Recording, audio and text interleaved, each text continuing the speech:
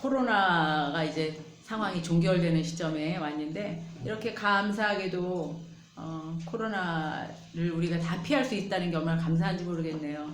지난주, 지지난주 제 주변에 많은 사람들이 확진이 됐었거든요.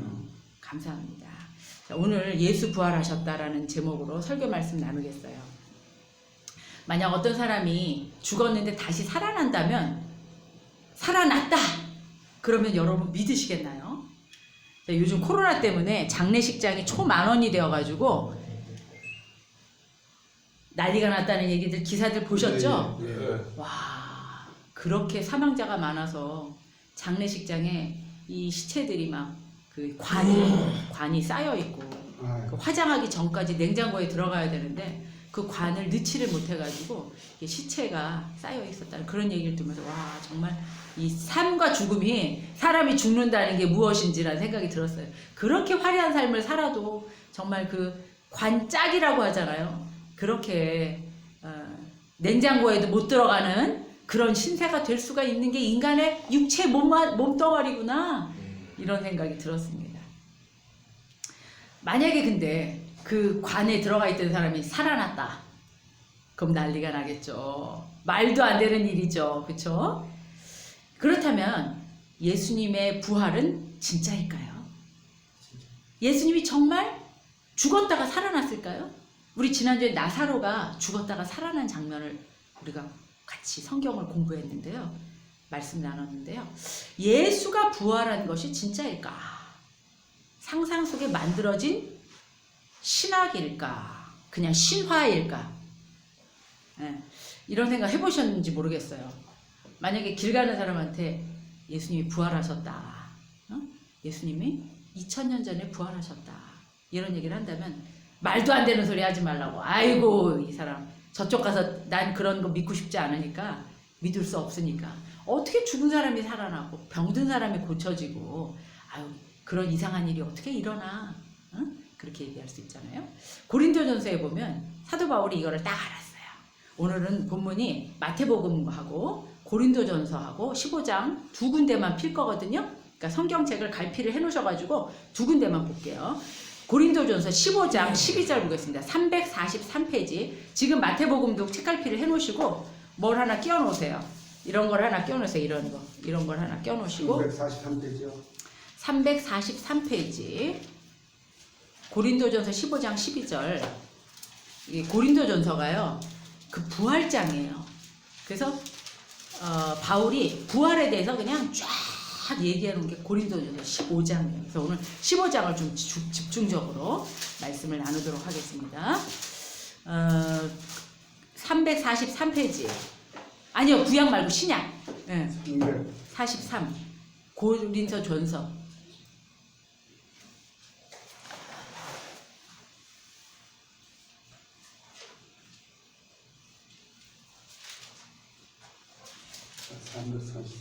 네. 343페이지. 12절, 15장 12절 다 같이 읽겠습니다. 시작. 그리스도께서 죽은 사람 가운데서 살아나셨다고 우리가 전파하는데 어찌하여 여러분 가운데 더러는 죽은 사람이 부활이 없다고 말합니까? 그리스도께서 죽은 사람 가운데 살아나셨다고 우리가 이렇게 전파하고 있는데 어찌해서 여러분 가운데 더러는, 다는 아니고 더러는 죽은 사람 부활이 없다고 말합니까? 이렇게 사도 바울도 얘기하고 있는 거예요. 그 당시 고린도 교회에서도 그런 소문이 난 거예요. 어떤 사람은 부활이 있다, 예수가 부활했다. 어떤 사람은 아이고, 말도 안 되는 얘기다. 그 당시에도 그런 얘기가 있었다는 거예요. 기독교는요, 예수가 탄생한 것이 시작이 아니고 예수가 부활한 것이 시작입니다. 예수가 부활했다는 것은 우리한테 어떤 의미가 있어요? 만약 죽은 자의 부활이 없고 죽으면 모든 게 끝이 나면 우리가 이렇게 교회 와서 예배 드리는 게 의미가 있을까요? 예수가 죽고 그냥 그게 끝이라고, 우리도 죽으면 끝이라고 한다면 우리가 전도할 의미가 뭐가 있겠습니까? 오늘도 구운 계란을 저희가 몇백 개를 사가지고 이렇게 나누면서 예수님 부활하셨다고 전도하는 의미가 뭐가 있겠습니까? 부활이 없다면 그건 그냥 신화죠. 그건 인간이 만들어낸 거죠. 근데 그거를 머릿속으로만 알면 안 된다는 거예요. 그 부활을 하신 예수 그리스도를 내가 정말로 받아들이고 믿고 그 부활한 예수 그리스도와 내가 같이 동행하는 것, 그것이 바로 기독교라는 거. 부활하지 않으셨으면 우리는 아무짝에 소용이 없어요. 예수님께서 뭐라고 그러셨냐?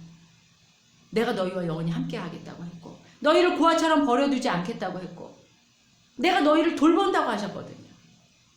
예수님이 부활하셨기 때문에 살아나셔서 하늘에 오르사 하나님 우편에 앉아 계셔서 우리를 심판하시고 우리를 위해서 변호하시는 그 모든 것이 바로 부활부터라는 겁니다.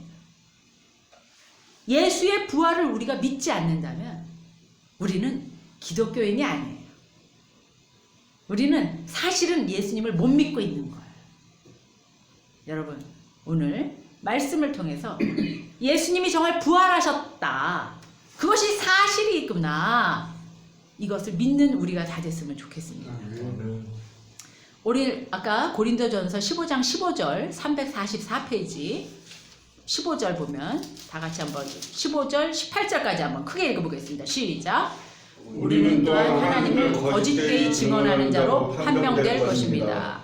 그것은 죽은 사람이 살아난 일이 정말로 없다면 하나님께서 그리스도를 살리지 않으셨을 터인데도 하나님께서 그리스도를 살리셨다고 하나님에 대하여 우리가 증언했기 때문입니다. 네, 그 다음에 죽은 사람들이 살아난 일이 없다면 그리스도께서 살아나신 일도 없었을 것입니다.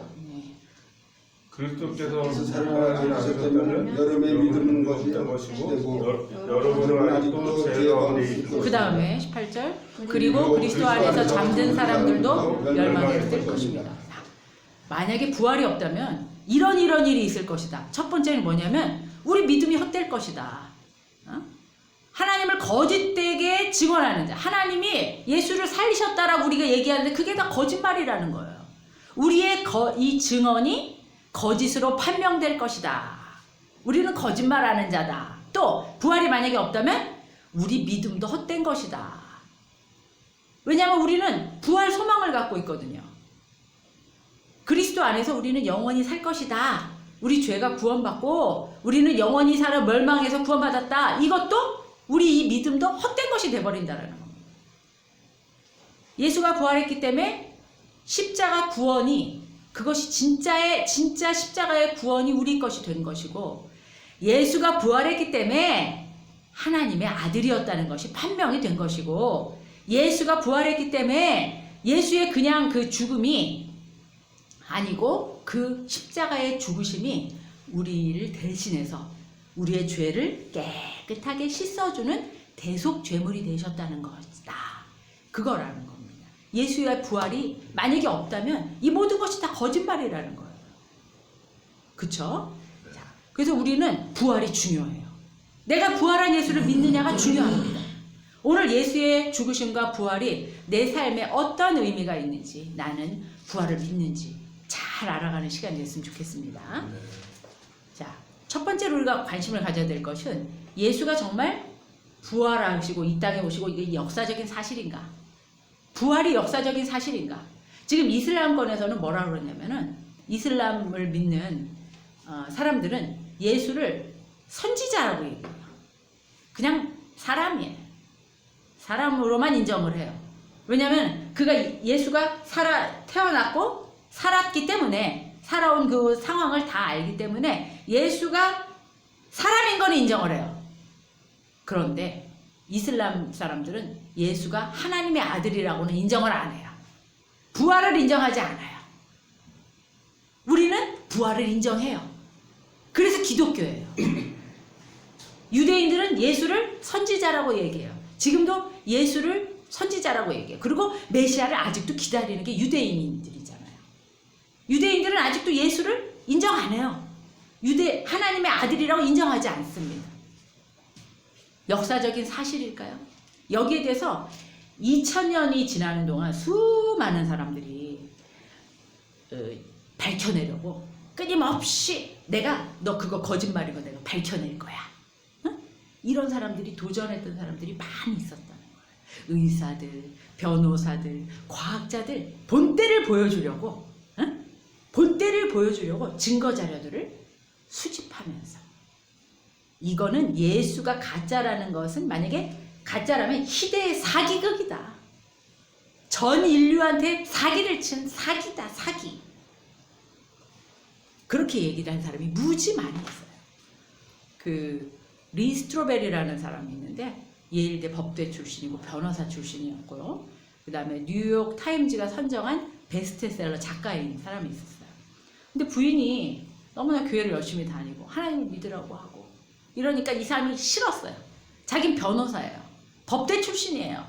있을 수도 없는 일을 믿으라고 하니까 화가 났어요. 그래서 이 리 스트로베리 거의 2년 동안 그 누가복음에 나오는 예수의 행적을 쫓아다니면서 그걸 증거를 찾으려고 애를 썼어요. 거의 2년이 걸렸어요. 누가복음은 누가가 썼는데 누가는 의사였거든요. 그래서 누가복음은 어떻게 보면 가장 좀 과학적이고 논리적인 거예요. 의사가 썼으니까 아무래도 의학적인 지식을 가지고 썼으니까요. 그래서 이 사람이 누가복음에 나오는 걸 꼼꼼히 다 체크를 해갖고 누가복음에 나오는 예수의 가르침, 기적, 죽음, 부활 이거를 찾으려고 32개국 54도시 9개의 섬을 쫓아다녔대요. 그 2년이 걸렸대요. 2년. 2년을 쫓아다닌 거예요. 여러분은 한번 해볼 만하지 않겠어요? 여러분이라면 누가복음 이거 가짜라는 거 한번 밝혀내보고 싶어 내가. 다 찾아다닌 거예요. 그는 부활하신 예수를 만났다는 사람들의 공통된 주장들을 다 모으고 제자들이 만난 부활한 예수가 집단 환상이라고 생각을 했었어요. 모든 사람들이 집단적으로 다 같이 똑같은 환상을 봤다. 이렇게 생각했어요. 그래서 그 증거들을 찾아내고 가보고 만져보고 얘기들을 들어보고 하면서 그 사람이 밝혀낸 게 뭐냐면 결국은 예수 그리스도를 인정했다라는 거예요. 예수 그리스도가 정말 이 땅에 왔고 죽었고 부활했구나. 그걸 밝혀냈다고. 그래서 예수가 천국에 갈 수 있도록 사람들이 천국에 가는 문을 열어줬구나. 예수가 십자가의 피로 죄를 깨끗하게 씻어줘서 천국에 갈 수 있도록 해줬구나. 이런 부활에 대한 확신을 갖게 되었다고 얘기해요. 또 부활의 증거들이 있습니다. 어떤 증거가 있냐면 증인들이 나와요. 고린도전서 15장 5절 그 343페이지 오늘 그 페이지 한번 펴보실까요? 지금 그 페이지 고린도전서 15장 5절 다 같이 읽어보겠습니다. 시작. 게바에게 나타나시고 다음으로 12제자에게 나타나셨다고 하는 것입니다. 그 후에 그리스도께서는 한 번에 500명이 넘는 형제 자매들에게 나타나셨는데 그 가운데 더러는 세상을 떠났지만 대다수는 지금도 살아있습니다. 네, 게바 베드로에게 나타나셨고 12제자에게 나타나셨고 그 다음에는 어떻게 해요? 500명이 넘는 형제 자매들에게 나타났는데 이 바울이 살던 그 당시에 그 500명 중에 아직도 살아있는 사람이 있었다라는 거예요. 대다수는 지금도 살아있었다. 이렇게 증인들이 있다라고 얘기합니다. 고린도전서 15장 7절 읽어볼까 시작. 다음에 야고보에게 나타나시고 그 다음에 모든 사도들에게 나타나셨습니다. 그런데 맨 나중에 다리 차지 못하여 난 자와 같은 나에게도 나타나셨습니다. 나가 누구냐면 사도 바울. 여러분 사도 바울한테 예수님 나타난 거 그때 보셨죠? 그 우리 말씀 나눴죠? 네. 예수 기독교를 박해하기 위해서 사도 바울이 기독교인을 박해하기 위해서 다메섹에서 길을 가다가 눈이 확 멀어버렸잖아요. 엄청난 빛이 그냥 확 밝혀가지고 갑자기 눈이 그냥 확 멀어버렸잖아요. 그래서 3일 동안 앞이 안 보였던 게 바로 사도 바울 아니겠습니까?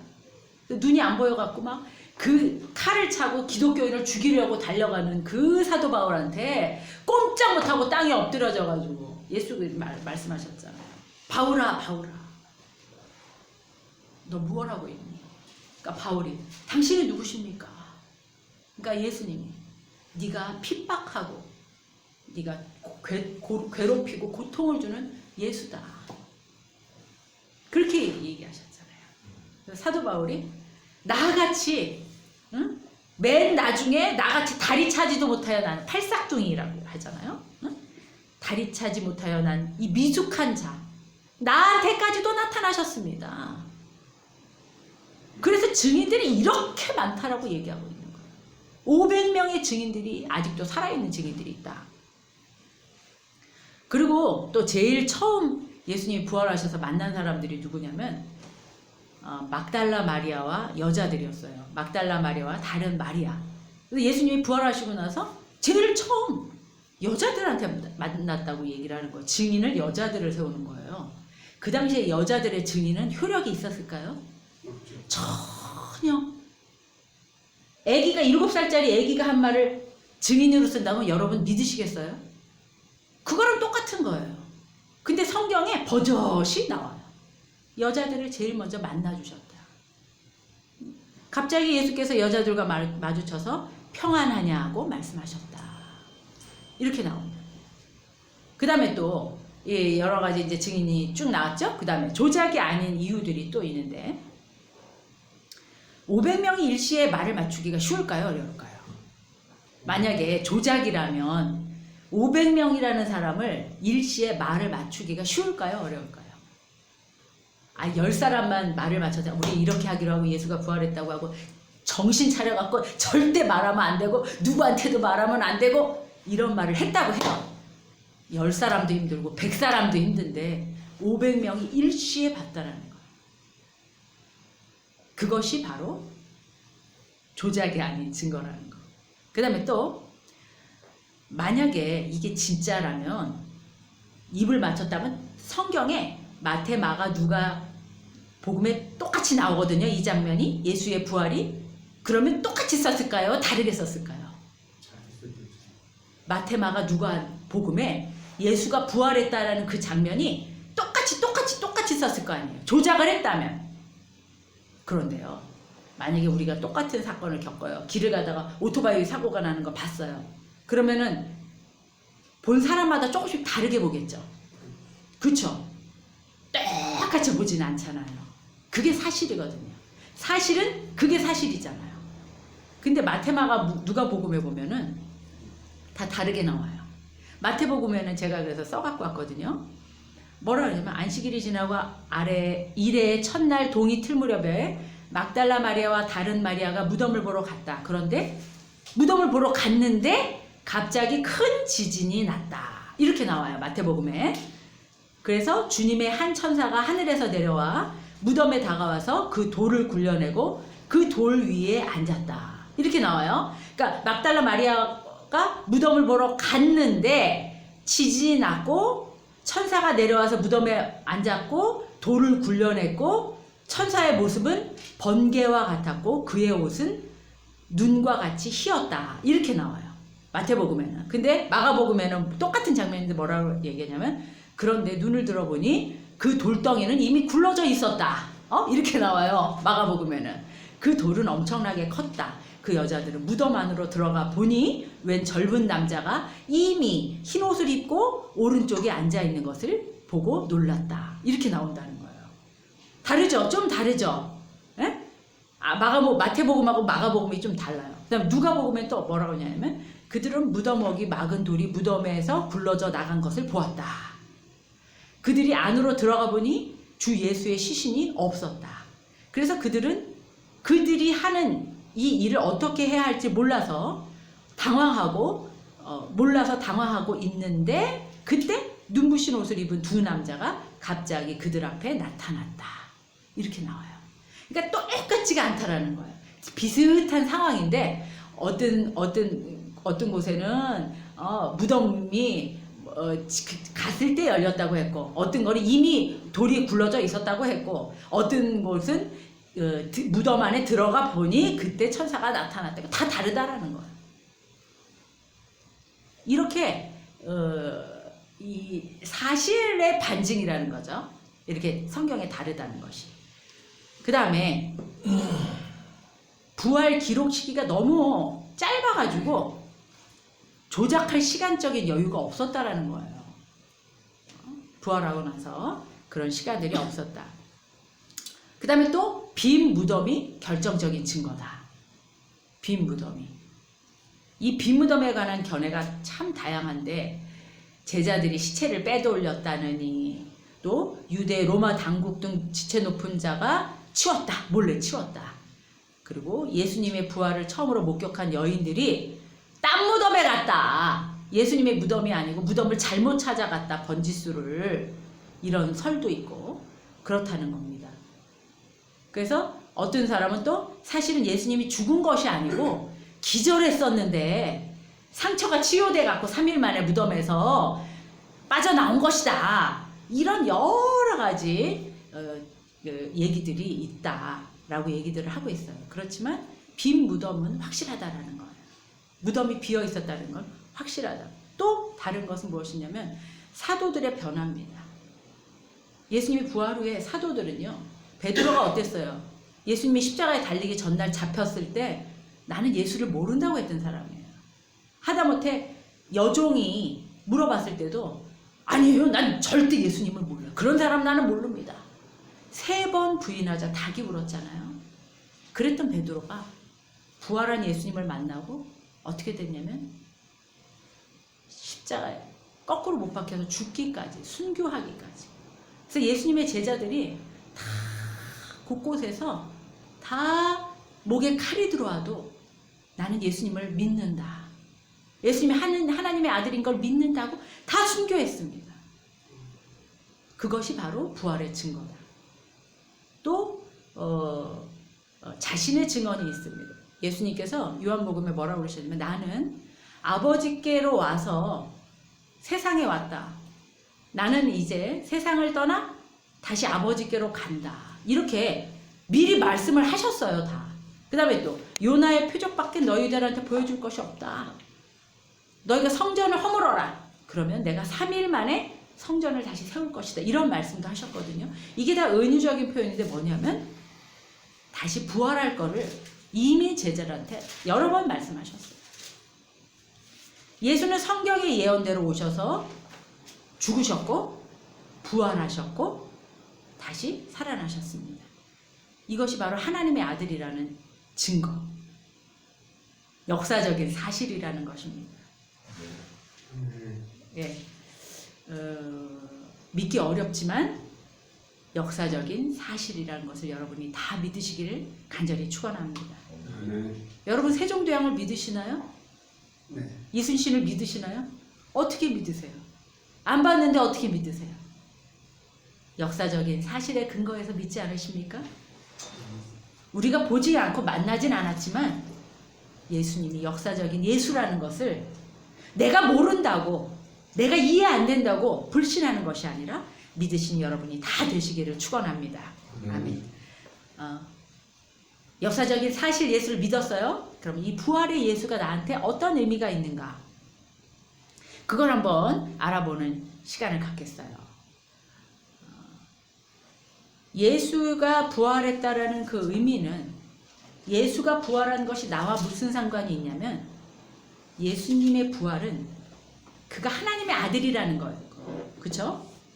죽었다가 다시 3일 만에 부활해서 하늘로 올라가는 것들 제자들이 다 봤거든요. 부활 승천하는 걸 다 봤거든요. 그건 예수가 하나님의 아들이라는 거였고 예수가 십자가에 죽으신 그 이유는 나를 구원하기 위해서였다는 겁니다. 십자가의 죽으심이 나하고 상관이 있다라는 거예요. 십자가에 죽은 그 피 흘려 죽으심이 어린 양 되어서 나 대신 나의 죄를 대신해서 죽으셨기 때문에 내 죄가 예수로 인해서 깨끗하게 되었다라는 거예요. 내 죄가 깨끗하게 될 수 있는 방법이 생겼다라는 거고 내가 죄가 사해져서 하나님께로 갈 수 있는 길이 열렸다는 겁니다. 그래서 예수의 부활은 내가 구원받을 수 있는 길이 생겼다라는 거예요. 그것이 바로 의미입니다. 2000년이 지난 대한민국에 있는 나에게 의미가 뭐냐면 예수님이 나의 구원자가 되셨다는 겁니다. 부활한 주님이 나의 구원자가 되셨다는 것. 그것이 우리에게 가장 큰 의미가 됐으면 좋겠습니다. 그 다음에 또 우리의 미래의 변화가 있는데 그것이 무엇이냐면 우리가 영원히 살게 되는 거예요. 마귀가 가장 강력하게 갖고 있는 무기가 뭐냐면 무기가 뭔지 아세요? 마귀가 가장 강력하게 갖고 있는 무기가 뭐냐면 죽이는 거예요. 영적인 사망을 주는 거예요. 심판날에 영원한 생명을 얻어서 예수와 함께 천국에서 사는 것이 아니고 마귀가 원하는 것은 영적으로 죽어버리는 거예요. 영적인 사망을 원하는 거예요. 몸이 죽는 게 무서운 게 아니고 우리의 영혼이 죽어버리는 게 무서운 일이에요. 우리가 아무리 화려한 삶을 살고 여러분한테 소원이 있어요. 그 소원이 이루어지면 뭐 하겠어요? 뭐 소원이 뭐가 있으세요? 건강하게 오래 사는 거, 또 좋은 집 사는 거, 좋은 차 사는 거, 좋은 결혼하는 거, 좋은 자식 낳는 거, 자식이 좋은데 그 시집 장가 가고 결혼하는 거, 자식이 성공하는 거. 그 다음에 소원은 또 뭐 있으세요? 90이 돼서 100살이 돼서 소원은 뭐가 있어요? 오래 사는 거? 편안하게 죽는 거? 그 다음에 결국은 죽음밖에 없는 거예요, 인생은. 그런데 이 인생의 짧은 인생의 그 후에 영원한 생명을 얻는 것이 중요하지 않겠습니까? 예수의 부활은 우리에게 영원한 생명을 주셨다는 것. 그것이 나한테 의미 있는 거잖아요. 내 인생에 가장 의미 있는 게 무엇이냐? 예수로 인해서 내가 영원한 생명이 생겼다는 것. 예수로 인해서 내 죄가 깨끗하게 됐다라는 것. 내가 구원받았다는 것. 인간은 영적인 존재잖아요. 영적인 존재잖아요. 우리에게 이 세상을 살면서 호흡을 주신 것. 그것이 또한 예수 그리스도의 의미가 아닌가 생각이 듭니다. 아담 이후로 인간이 범죄해서 우리 영적인 생명이 하나님께서 생기를 불어넣어 주셨는데 사망을 해서 영적으로 죽어버렸어요. 근데 예수가 다시 영적인 생명을 주셔서 우리 안에 생기를 불어넣어 줬잖아요. 그래서 우리가 이렇게 가만히 숨을 쉬어보세요. 그러면요, 우리의 몸이 숨 쉬는 거 말고 우리의 영이 숨을 쉬는 것을 느끼셔야 돼요. 우리 안에 생기가 들어와서 내 안에 영이 숨을 쉬는 것이 우리에게 필요해요. 부활한 예수가 나한테 의미 있는 거는 호흡을 주시는 거예요. 생기를 주시는 거예요. 이 땅을 사는데 내가 너무 우울하고 슬프고 괴롭고 힘들어요. 죽고 싶어요. 그냥 죽어버리면 끝날 것 같은 고통이 막 극악한 고통이 있어요. 그때 예수님이 하고 생기를 불어넣어 주시면 우리가 산다라는 겁니다. 돈이 있어도 소용없어요. 명예가 아무리 커도 소용없어요. 생명이 없으면 죽습니다. 부활한 예수가, 부활한 예수님이 나한테 생명을 주신다는 것. 그것처럼 값진 게 없습니다. 고린도전서 15장 55절 15장 55절 한번. 고린도전서 15장은 부활장이라고 했죠. 15장 55절 다 같이 읽어보겠습니다. 시작. 네, 잠깐만요. 15장 55절 55절 잠깐만요. 55절 시작.